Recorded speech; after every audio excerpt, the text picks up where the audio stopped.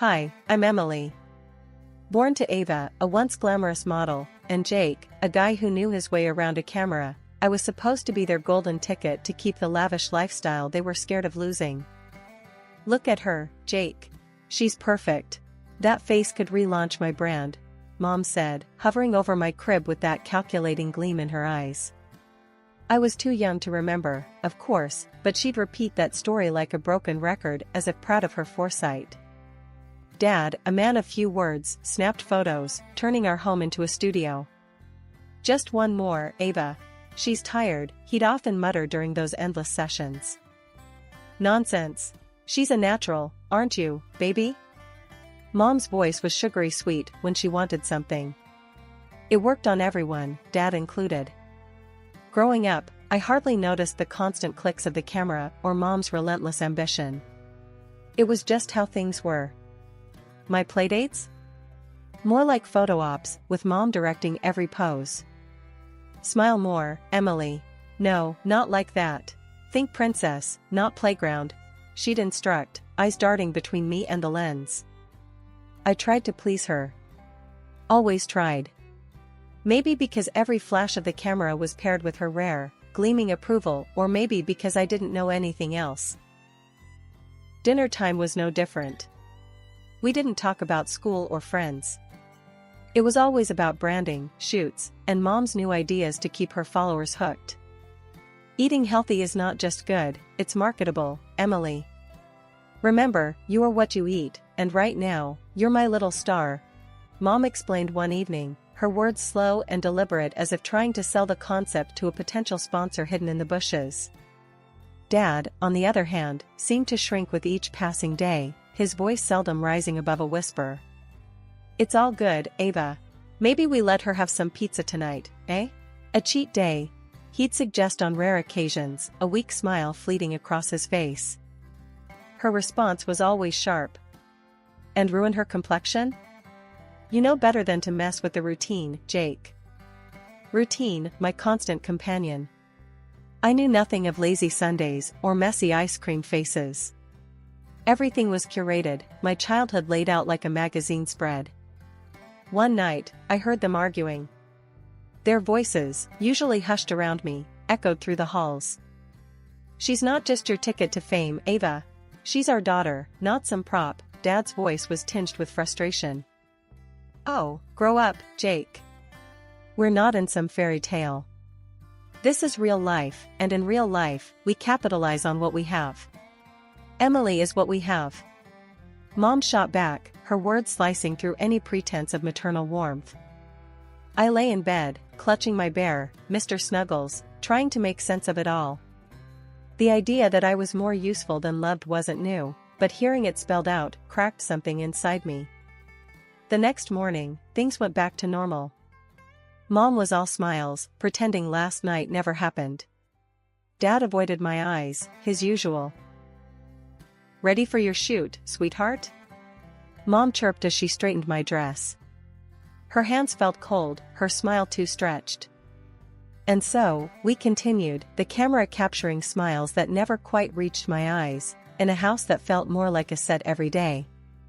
I played my part, the golden child, not yet understanding the shadows that played behind the scenes of our picture-perfect life. Grandma and Grandpa, they saw through it all. They'd visit, shaking their heads, whispering about how kids needed dirt and sun, not spotlights and scripts. Can't she just be a kid, Ava?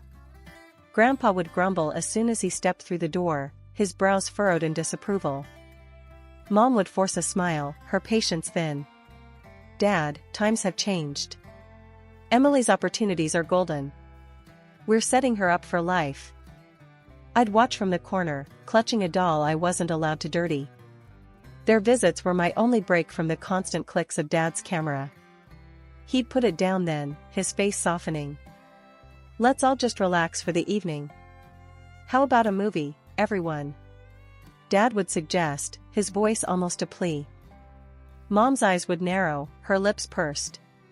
Sure, after Emily finishes her shoot with the new organic juice line. It's just a few photos, then we can all relax, as you put it. The shoots weren't quick. They never were. Dad tried to keep things light, goofy faces behind the camera, to make me giggle on cue. Come on, pumpkin, show me the biggest smile. Think about, oh, ice cream. He'd cheer, hoping to catch a genuine moment. Mom didn't do patience. Jake, focus. We need these perfect. The company is watching closely. They want the natural, happy child, not some sugared-up toddler. The arguments got more heated when the camera was off. Grandma and Grandpa would try to steal me away for a weekend, desperate to give me a taste of normal. Ava, she should come stay with us. Just a few days. Let her run around, play in the mud. Grandpa would argue as he put on his coat, ready to leave but not ready to give up. And what? Miss a casting call? No, Dad. We're not risking opportunities. She's fine. Mom would snap, her words final. It wasn't all bad. Sometimes, in the quiet mornings before Mom woke up, Dad would make pancakes, drizzling extra syrup and letting me toss in handfuls of chocolate chips. Don't tell your mom. He'd wink, the secret sweet between us. Promise. I'd giggle, the syrup sticky on my fingers, the moment light and free. But freedom was always fleeting. As soon as Mom's footsteps echoed down the hall, it was back to business. Hair brushed, face washed, and dressed in whatever outfit she'd laid out. In those days, I didn't understand the weight of sacrifice or the price of the path laid out before me. I only knew the routine, the constant push, and the clear understanding that my childhood wasn't really my own. It belonged to the brand, the image, the unspoken sacrifice of what could have been. When the sickness hit, it came without warning. One day, I was posing for a yogurt ad, all grins and giggles. The next, I was burning up, my body a battleground. Mom panicked, but not in the way you'd hope. Her first thought wasn't about getting me to a doctor, it was about how many shoots we'd have to cancel. Ava, we need to get her to the hospital, now. Dad was pacing, his voice edged with a panic I'd rarely heard from him. Just a minute, Jake. Let me think. Mom snapped back, her phone in one hand, probably scrolling through her calendar. Think? She's burning up, Ava. This isn't about your bloody schedule. Dad's shout would have scared me if I weren't so out of it. In the hospital, they said it was polio. I didn't really understand then what it meant, only that it was bad, really bad. Mom's face went white when the doctor explained. But she's been so healthy, Mom muttered to herself more than anyone else, her face twisted in confusion and anger. Mrs. Dawson, Emily wasn't vaccinated against polio. It's extremely rare nowadays because most children are vaccinated. The doctor explained gently, a look of sympathy across his face. Dad looked like he'd been punched. Not vaccinated? Ava, what, why? Mom's lips thinned, her usual defense rising quick. Don't you start on me, Jake. It was a choice we made. I was moved to a room, wires and tubes hooking me to machines that beeped and blinked. Days turned into weeks. I missed the sun, my sketches, even the annoying flash of Dad's camera. Mom rarely stayed long. She'd come in, sit for a bit, her foot tapping relentless on the sterile tiles. Emily, you need to fight this. You know how much is riding on you getting better, she'd say, her voice tight, like she was negotiating a deal instead of comforting her daughter. More than anything, I wanted all of this to be just a bad dream, to wake up in my bed with Mr. Snuggles tight in my arms, ready for another day of pretend. But the nightmare was real, and it wasn't just the sickness. It was seeing the strain on Dad's face, hearing the impatience in Mom's voice, feeling the distance grow between who I was and who I was supposed to be. Can't you just sit with her? Dad's voice would rise sometimes when he thought I was sleeping. She's scared, Ava. She needs us. She needs to get better. Sitting and coddling isn't going to fix her, Jake. Mom's reply, always sharp, like a slap. Days blurred together, each one a repeat of the last, beeps, whispers, and the heavy weight of knowing that to Mom, I was a project failing to meet its deadline. 2 years of my life blurred into a continuous loop of bed sheets, window views, and the ceaseless ticking of the clock. Bedridden, I became a fixture in my own home, an inconvenient piece of furniture rather than a daughter. Mom's irritation grew with each passing day, her frustration palpable every time she had to tend to me. Changing my diapers or washing me, she did it all with a grimace. "This is not what I signed up for," she'd mutter under her breath, her hands rough, her care lacking warmth. Dad tried to compensate. Every evening, he'd come into my room with a fairy tale book in hand, his voice a soft echo of better times. "Let's escape to a kingdom far away, Emily," he'd whisper, trying to lift my spirits as we dived into stories of brave heroes and far-off lands. But the daylight hours were long and lonely. Left to myself, I found solace in drawing. My sketches became my silent rebellion, my hidden diary. Crayons and pencils were my companions, crafting scenes far different from the sterile room I was confined to. I heard Mom's complaints, her selfish frustrations. She was tired of wearing the same outfits to parties because the money had dried up. "I'm stuck in last season's wardrobe while you lie around," she'd yell, her voice echoing off the walls, filled with a bitterness that cut deeper than the loneliness. Grandma and Grandpa saw the toll it was taking on me. They'd visit, laden with worry, their faces etched with concern. "Let her come stay with us for a while," Grandpa would suggest, his voice a gentle plea. "She needs a change of scenery, needs to feel loved." But Mom would have none of it. Absolutely not. What would people think if they knew I'd shipped her off to her grandparents? My image as a mother is at stake.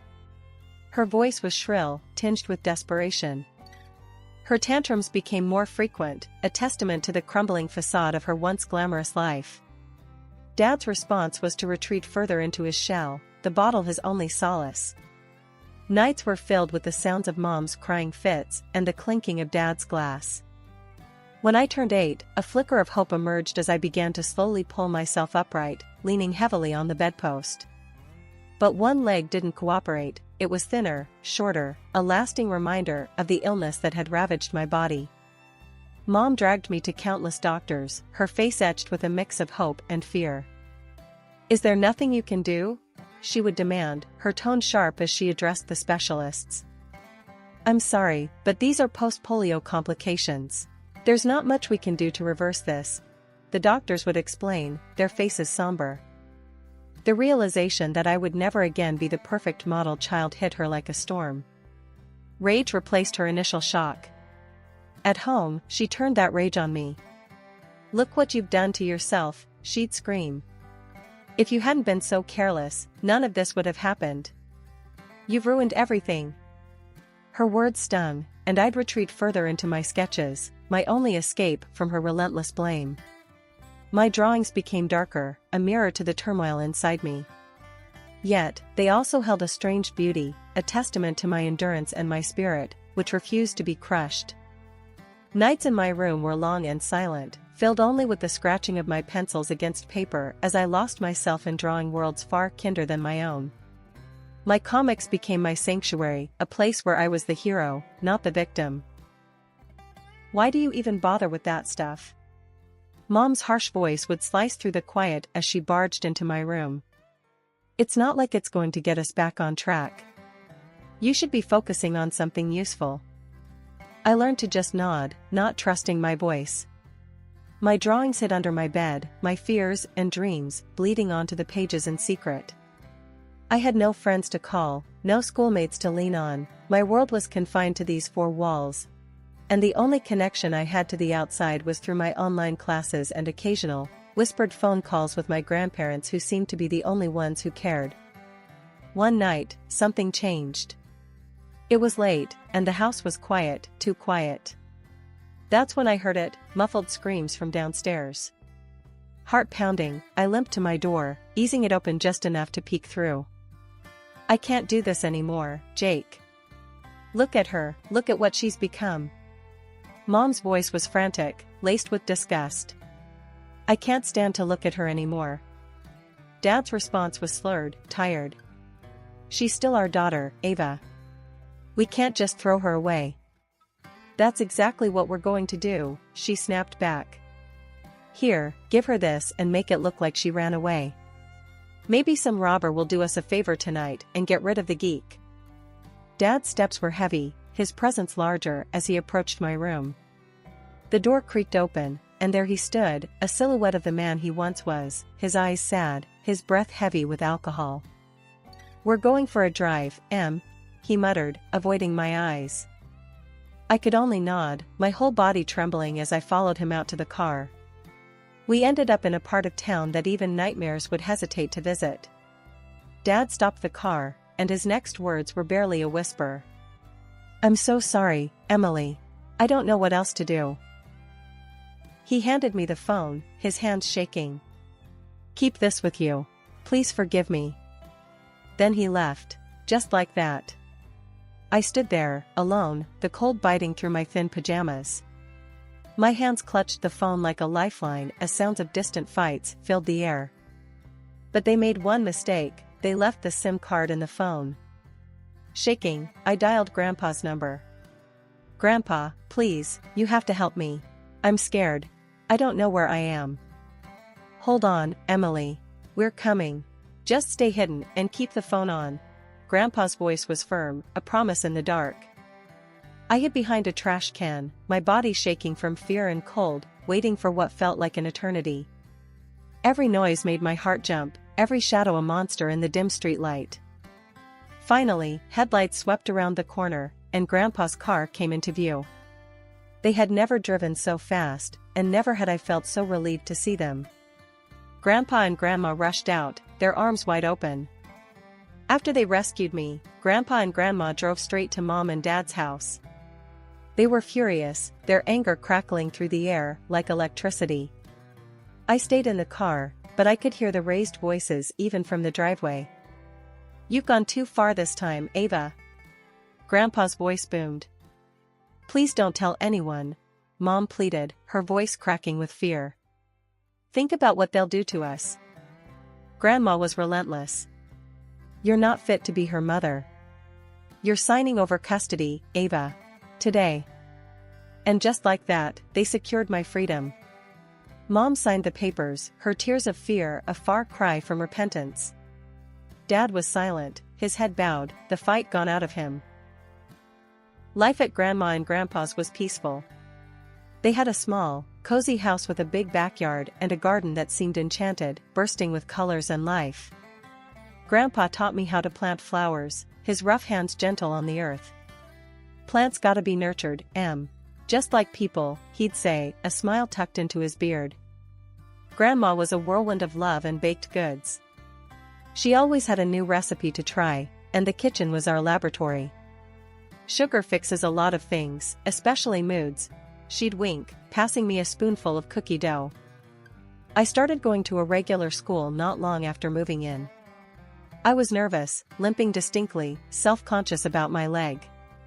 But to my surprise, the kids were kind. They didn't stare or whisper like I'd feared. Instead, they were curious, accepting. "Wanna play with us?" a girl named Lucy asked during recess one day. "Sure," I replied, a grin breaking over my face, surprised by the simplicity of the moment, how easy it felt to just be a kid among others. Art class became my refuge, where I truly flourished. Mr. Hernandez, the art teacher, noticed my talent right away. "You've got a real gift, Emily. Ever thought about showing your work to the world?" he encouraged. Taking his advice, I started posting my drawings online. It was just a few sketches at first, but soon, I had followers, a community of people who didn't just see the drawings, they saw me. They understood the stories I was telling through my art. Evenings at home were my favorite time. After dinner, we'd sit on the porch, Grandpa with his pipe and Grandma with her knitting, the day winding down around us like a soft blanket. "Life's good, isn't it?" Grandpa would ask, looking out at the garden bathed in twilight. "It's wonderful," I'd answer, leaning against Grandma, feeling safe and loved in a way I hadn't known was possible. At 19, life threw me into a new chapter, art school, with a scholarship that recognized my talents. The girl who once sketched in secret was now a known name in the online art community. Even my characters jumped off the pages, finding their way onto comic book covers and city walls as graffiti.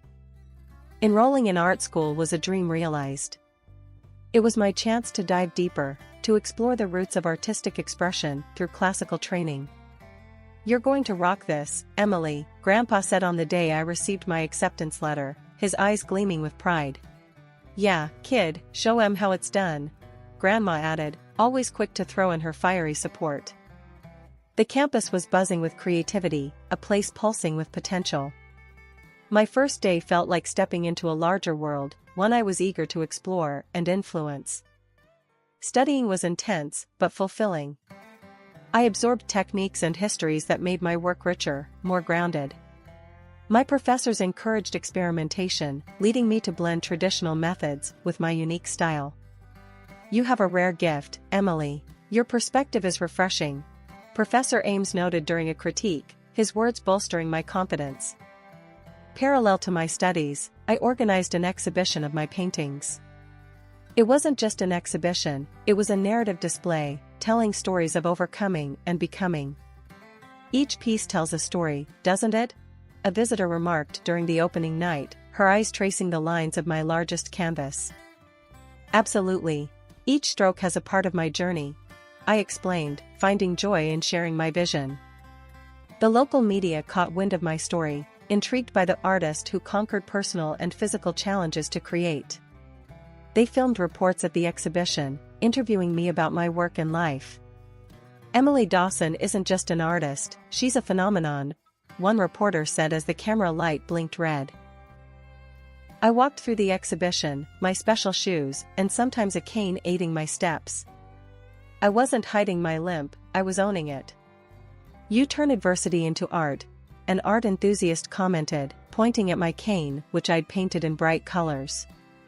Photos of me appeared in fashion magazines again, a full-circle moment. But this time, I posed because I wanted to, each photo a testament to my agency and artistry.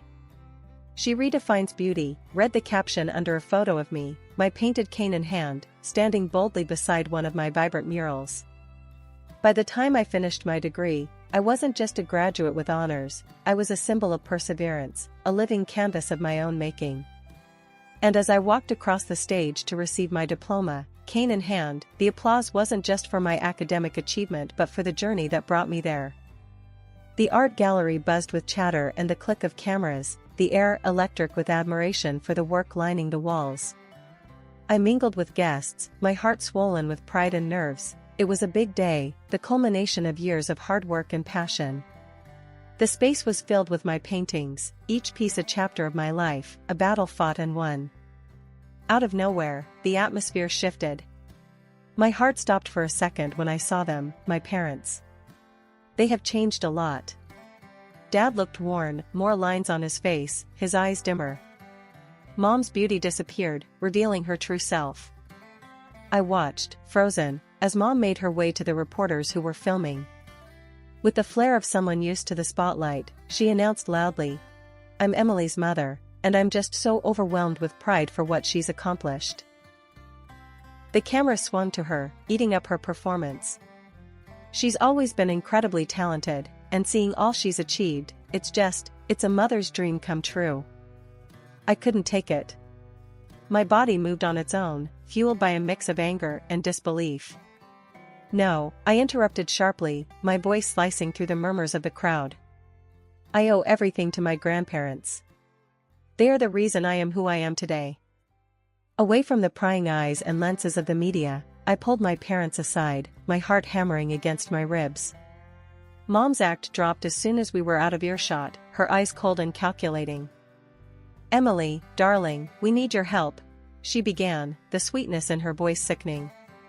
"Your father has had some troubles, he's lost his job, and we've had to sell the house. We have nowhere to go. You owe us, Emily." "I owed you nothing the moment you left me on that street," I shot back, my resolve hard as steel. "If you ever come near me or my grandparents, I'll go to the police." "Don't think I won't." They knew I meant every word. Without another word, they turned and left, disappearing back into the shadows from which they had emerged. That night, after the guests had left and the lights in the gallery dimmed, I took a moment to walk through the quiet space. My paintings looked back at me, each one a testament to my journey. I had faced my past, confronted the pain, and came out the other side stronger. Back home, in the quiet comfort of Grandma and Grandpa's house, I finally felt at peace. Here, in this house filled with love and acceptance, I knew I was home, truly home. All right, everyone's presentations are done. Nick, the manager, said as he tried to move the discussion forward. Excuse me, I haven't. I recently found out something. Nick interrupted me and began to speak. There's apparently someone in this department who didn't graduate high school and is just a part-timer. Meetings should be for employees only. Absolutely right. His lackey, Mike, of course, agreed with Nick. I'm leaving. After leaving the meeting room, I started to shut down my computer. I noticed that an email had arrived, not in my personal inbox, but in the company's shared email. Thinking, there's no point in speaking up, no one will listen, I went home quietly. The next day, I heard a commotion from Nick's desk. He was staring at his computer screen, his face pale. Nick! Is something wrong? Mike looked at the screen with him. And he turned even paler than Nick. Why is he so angry? Knowing the reason for Mike's distress, I thought to myself, serves them right. My name is Adam. My mother passed away when I was in the 9th grade, and I was raised by my father. Well, you could hardly call it being raised. After my mother passed, my father changed. He drowned his sorrows in alcohol, and though he still went to work, he squandered our living expenses on horse racing. Because of that, I had to start working part-time as soon as I entered high school. Every month, I went to the convenience store with bills in hand that couldn't be auto-deducted from my father's account. Even though I endured it because I didn't want to be alone, I reached my limit in my 2nd year of high school and dropped out. I found a live-in job at a distant inn. Thank you for everything. The day I left home, my father, still staring at the TV, spoke. Take care. That was our last conversation. Back then, 18 wasn't the age of majority, so I needed my father's permission to work, and I couldn't hide my place of employment. Yet, my father never visited me even once. I kept working just to survive, and before I knew it, I was 42. Years of hard work paid off, and I was transferred to the headquarters. I was thrilled to be recognized by the company, as I thought I'd be working in the field until retirement due to my lack of formal education. Listen up. Our work can change the future of our employees. Don't drag us down. On my first day after the transfer, Nick, dressed in an expensive suit, spoke sternly. There was a reason for this. Our inn was located in a prominent tourist destination, known so well that everyone in the state could sing its commercial jingle. At its peak, we had 5 locations within the state. But that was long ago. Due to financial difficulties and aging facilities, only the place where I had worked for many years and the original establishment remained. I was prepared to lose my job anytime, but now there was a glimmer of hope.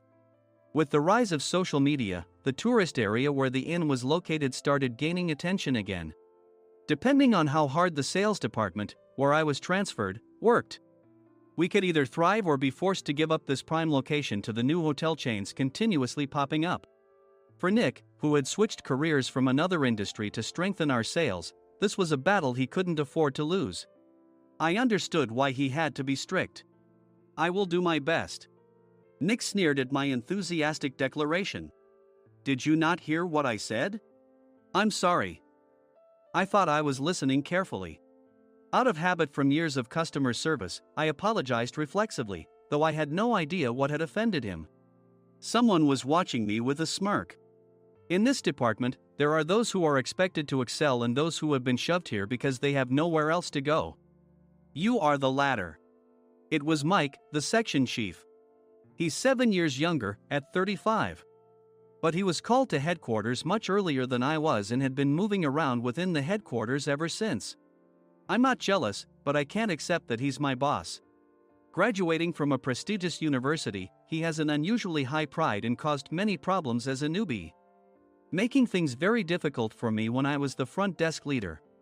When I found out Mike was transferred to the sales department a month before me, I was disheartened. Mike is right. With just a middle school diploma, there's not much you can do. Don't even think about achieving results. As if I didn't exist, Nick remarked, I'm thirsty. Mike eagerly ran to the coffee maker. It seems Mike is Nick's lackey. I regretted being happy about my transfer to headquarters, wishing I had stayed on site forever. Send a direct mail to every company on this list by the end of the day. Nick only assigned me tasks that even a new graduate could handle. What? There are over 1,000 companies. You want me to send to all of them by today? Yes, if you and your fellow misfits split the work, even those with nowhere else to go should finish by today. I glanced at the employees typing away expressionlessly. They were worn out from customer service, only thinking about leaving on time, or were women reassigned after having children. With zero motivation for work. Even Sam, a new graduate from the same university as Mike, who was supposed to be among the expected achievers, had no enthusiasm for the job. Having joined the company wanting to do customer service. I don't care what they say, I plan to quit anytime, he said. Only Nick and Mike were highly motivated, making all the decisions between the two of them. I originally only wanted to work at the inn to survive and had no particular attachment to this job. I swallowed my words, thinking I had no right to reprimand them. About a month after the transfer, Nick told us with a frustrated look. To commemorate the 50th anniversary, we've decided to create a plan exclusive for one group per day. Originally, Mike and I were supposed to come up with it, but our president, Mr. Thompson, insists on hearing everyone's opinions. So, you all get a chance. As Nick explained, Mike began handing out prints. Make sure not to embarrass Nick. If your ideas are half-baked, you'll have to redo them. It seemed that they had printed his handwritten notes by Mr. Thompson, which included several questions and a section for free responses. It made sense why Nick had to seek our input, given that all responses had to be submitted to Mr. Thompson. We were given a week to think about it, and a meeting was scheduled to compile our ideas. My plan is to let guests enjoy both the old and modern America. Nick began the presentations. Guests would watch a master confectioner at a nearby traditional sweet shop make sweets in front of them. The welcome drink would be premium tea in a bottle. Nick's plan was certainly attractive. After his presentation, Nick called on us to present in the order we were seated. Just as I stood up for my turn. All right, everyone's presentations are done. Excuse me, I haven't. I recently found out something. Nick interrupted me. There's someone in this department who didn't graduate high school and is just a part-timer. He was likely talking about me. I joined the company as a part-timer and was made a full-time employee when I turned 20. That was 20 years ago, so Nick and Mike probably had no chance to know until recently. Meetings should be for employees only. Absolutely right. After that, Nick kept creating opportunities to solicit everyone's opinions, purposefully excluding me from speaking. The meeting unexpectedly heated up and went past the scheduled end time. A few people asked to leave, and the discussion continued with the remaining few. Still here? Normally, you'd leave in that situation. Though I had no attachment to the job initially, hearing kind words from customers made me want to make them happier. For someone like me, with nowhere to go, the inn was my home and customer service was my life. I felt pathetic about my current self. I'm leaving. I left the conference room and started shutting down my computer. I noticed an email had arrived, not in my personal inbox, but in the company's shared email. Thinking no one would listen to what I had to say anyway, I quietly went home. The next day, while preparing the DM as instructed, I heard a commotion from Nick's desk. In his haste to stand up, he hit his knee on the desk. He stared at his computer screen, his face pale. Nick! What's wrong? Mike, thinking he should be the first to rush over, approached Nick while still wearing his coat. He peered at the screen with Nick. And he turned even paler than Nick. Why is he so angry? Who is responsible for this company? Nick, more irritated than ever, asked, and Mike answered without checking. Probably Sam. Sam wasn't there because he was attending a morning training session for new hires. Nick gave up on getting angry and returned his gaze to the screen. They were looking at an email that arrived right after the end of the working day yesterday. Apparently, no one, including me, had checked it before leaving. The email was from a large company that used us for their annual employee trips. The president and executives of that company also frequently used our services personally. president of the company, Mr. Mason himself had declared that neither he nor his company would ever use our services again. Well, some companies cancel their employee trips or stop using our services due to financial struggles. Let's just move on. Mike kept wiping the sweat from his forehead with a handkerchief. Knowing why Mike was so agitated, I quietly watched their interaction. Do you know how much revenue we get from that company? We can find other guests to fill the rooms, but we'll lose the banquet costs, gift shop revenue, rental car fees, and more. Moreover, the gifts were supposed to be prepared by the traditional confectionery shop involved in Nick's proposed plan. If it's known that we incurred such a huge loss at this critical time, Nick's position in the company would be jeopardized. Nick took a deep breath, seemingly trying to calm himself. All right, Mike. Go to New York right now and apologize to Mr. Mason. What? You're coming with me, right? I have urgent work to do. I trust you, which is why I'm entrusting this to you. Please. Mike, believing Nick's sincerity, agreed with a determined look on his face, saying, yes. That's Nick for you. Even if Mike went to apologize, Nick would shift all the blame onto him if the client didn't change their mind. Well, it was Mike's fault to begin with, so it served him right. About 3 hours later, Sam answered a call from somewhere and repeatedly apologized, saying, I'm very sorry. Everyone watched to see what was happening. After ending the call, he informed Nick with a weary tone. When Mike arrived at the client's company, he only made things worse, further infuriating Mr. Mason. He was demanding, get his boss here immediately. It was no wonder Sam was exhausted, dealing with such a call right after returning from training. What is that idiot doing? All right, Adam, you're coming with me. If sacrificing Mike didn't work, then I must be next. Normally, I'd want to refuse at all costs, but I saw an opportunity in this situation. If I can be of assistance, I'd be happy to join you. I immediately followed Nick, and we flew to New York. When we introduced ourselves at the reception, it became clear how serious the situation was, as the receptionist personally escorted us to the president's office. Angry voices leaked through the door, making both Nick and me uneasy. Excuse me. I'm Nick, the supervisor. I understand my subordinate has caused you trouble, and I deeply apologize. Nick, with his experience in the corporate world, knew enough to offer an apology before excuses. However, his customer service skills left much to be desired. I sighed as I saw Mike trembling like a small dog in the corner of the room. What kind of training are you giving your subordinates? Mr. Mason glared at Nick with a red face. The intensity of his gaze made even Nick take a step back. Regrettably, I joined this company only 2 years ago and was unaware of Mike's issues. I should have identified his shortcomings sooner. Indeed. I should have realized sooner. No sensible person would come to apologize and then give a lengthy presentation on the drawbacks of not using their inn. Nick froze, his mouth slightly open. Suspecting the worst, I picked up the documents that had fallen to the floor. It seemed Mike hastily prepared these documents on the plane, listing the disadvantages. Disadvantage 1: if you change the venue for the company trip, employees might suspect it's for cost-cutting reasons, leading to a negative impression. Reading it aloud half-jokingly, Nick snatched the papers from my hand and checked the contents with a furious expression. Among the stack of documents was a receipt from a nearby convenience store's copy machine. I felt a pang of dread, hoping he hadn't shown the receipt as well. What do you think he said when I asked what kind of nerve he had to do this? I'm very sorry. Faced with the dire situation, Nick must have thought there was nothing left to do but apologize. In a voice smaller than I'd ever heard from him, he uttered words of apology. He said, I'm a Harvard graduate. I don't believe I said anything wrong. Mike, what have you done? Forgetting his plan to pin the blame on Mike, Nick yelled loudly, even in front of Mr. Mason. I didn't do anything wrong. You're still saying that?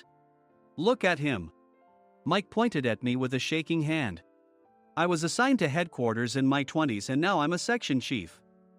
This guy only made it to headquarters at 42. Everything I've done proves I was right. So why are we losing the contract? Having said his piece, Mike collapsed to the floor. Of course. You were sent there because you had nowhere else to go. Mike never expected to hear such words from someone he looked down upon. He lunged at me, and Nick hurriedly stepped in to stop him. Mr. Thompson told me Mike is a quick thinker, and to take good care of him. There's no way he was pushed aside. Don't make things worse here. He didn't say quick thinker, he said only quick-witted, didn't he? I don't remember that part. I recalled the many troubles Mike caused when he was a newbie. When Mike was on the front line, his pride was so high that he never apologized to customers. Customer service, especially in our job, doesn't work alone. It brings both good and bad situations.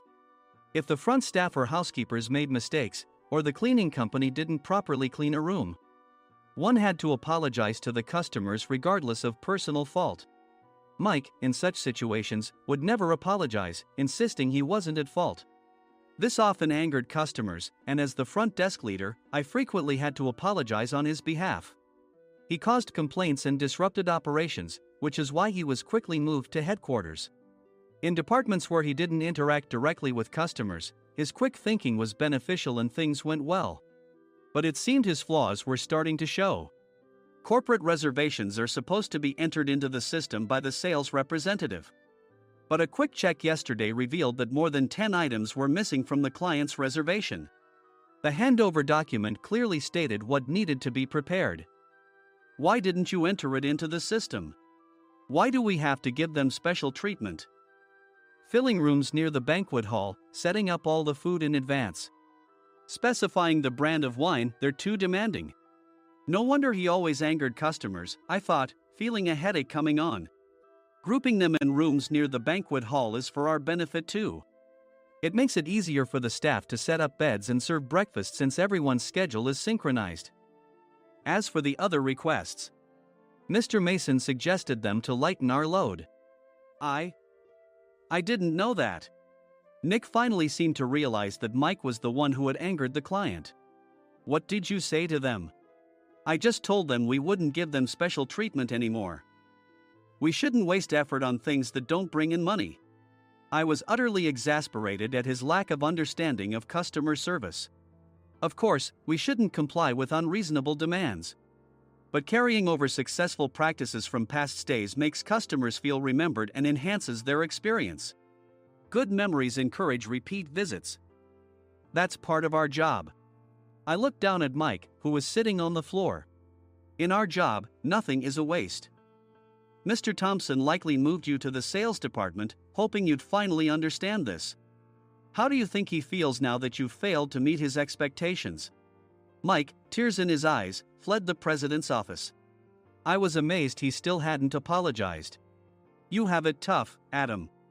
It's okay, we're all employees of the same company. I deeply apologize for this disrespectful incident. Especially after all the care you've shown us. If it weren't for you, Adam, I really would have stopped staying here. When I heard you were moving to the sales department, I was willing to reconsider if you handled it. Seeing us talk so amicably, Nick's face contorted. Do you two know each other? Adam's service is excellent. I always requested him specifically. Normally, we don't accept specific staff requests, but we made an exception for Mr. Mason, adjusting my shifts accordingly. He had personally stayed at our hotel just before my transfer, and during casual conversation, I mentioned, I'm moving to the sales department soon. If I hadn't told him then, things could have been much worse. Please continue to take care of us. I look forward to it. On the return flight, Nick awkwardly offered me a can of beer. It's still working hours. Of course, I had no intention of forgiving him for a single beer. Nick might try to pin everything on Mike and avoid any consequences. While pondering this, a startling fact came to light. Nick, the tea bottles for the plan have arrived. I handed Nick a bottle labeled with our inn's name. They look good. What are you talking about? These are plastic bottles. I had assumed we would use the trendy, high-end bottling tea. But what arrived were ordinary plastic bottles of tea with customized labels. The only unique aspect was the label, which had the inn's name, making it look customized. Upon further investigation, I discovered that a substantial amount of money was set to be paid to the tea company. It was priced like bottling tea. Does this plastic bottle really cost $100 each? The tea inside is specially blended for us. The extra cost is for that. Wouldn't it be better to use another tea company? Or is there a specific reason we must use this one? As Nick continued to make excuses, I showed him a printed email. I informed the tea company's president, Mr. Mitchell, that we discovered irregular payments and he confessed. He said you two were high school classmates and planned to split the extra money. That idiot. Why did he confess? That's not important. You should worry about yourself, this could turn into a police matter. Opening the bottle cap, I suggested. How about calming down with this tea? It supposedly has a relaxing effect. Nick drank the tea frantically. In the following days, decisions were made about their fates. Mike was reassigned to the General Affairs Department, with no chance of transfer or promotion, as per Mr. Thompson's orders. As for Nick, since the payment to the tea company hadn't yet been made, he narrowly avoided legal trouble. Instead, he was encouraged to leave the company, and to avoid further complications, Nick submitted his resignation. Rumor has it that connections between HR departments have made it difficult for him to find new employment. Even though it was good to have those two gone, something unexpected happened in the sales department. Everyone became motivated and united in refining the 50th anniversary plan. In the end, my plan was adopted. We collaborated with the Tourist Information Center to provide personalized guides. The plan, tailored to the number of guests, was truly special for the 50th anniversary. Hey, is Adam's family coming to stay? I immediately booked that special plan for my family. Sam noticed it on the reservation list and quickly picked up on it. Yes, I'm inviting my father. That's great. I might invite my parents too. I lacked the courage to face my father just as Adam. But here, with the confidence Mr. Mason praised, I felt ready. The 50th anniversary plan was a perfect opportunity to reconnect with my father. I hoped to bring back the days when we could laugh together as we once did.